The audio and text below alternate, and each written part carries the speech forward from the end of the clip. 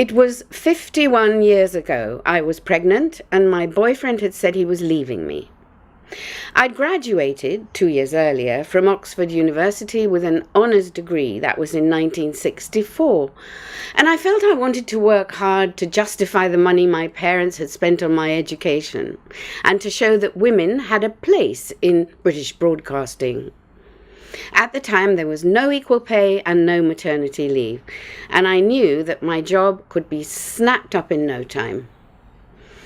After a year at the BBC World Service, I got my first job in UK television, Anglia Television in Norwich. My boyfriend of 2 years lived in London, and we saw each other at weekends. Sadly, he decided our relationship should end, so he came up to Norwich to say goodbye. I was on the pill, but forgot to take it on that last tearful night that we were to spend together. A few weeks later, I realised I might be pregnant and saw my GP. He confirmed that I was pregnant.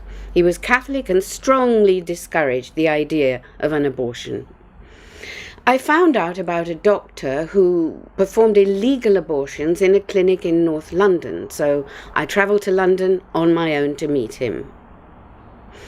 I remember a sense of loneliness, guilt, and overwhelming fear. The abortionist was lecherous in his manner when he examined me alone in the upstairs bedroom of his house. I was admitted to the clinic, and my cervix was dilated all night with no painkillers. The next morning I was told to leave, and my boyfriend came to collect me and paid cash for the abortion on the pavement. I got an infection afterwards and was in considerable pain. In 1975, when presenting my programme Person to Person on Capital Radio, I interviewed Dr. David Delvin, the medical editor of the General Practitioner magazine. There was a danger at the time that the 1967 Abortion Act was going to be clamped down upon heavily. Most doctors at the time were defending the existing Abortion Act. So Dr. Delvin asked if he could publish my story in the General Practitioner. Then the News of the World medical editor, David Roxanne, asked if he could do a follow-up interview, and I agreed. My decision to have an abortion is one I do not regret.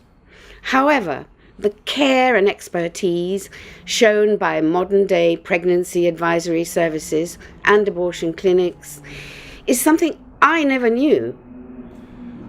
I was really entirely on my own, with nobody to talk to, knowing that I was doing something that was illegal.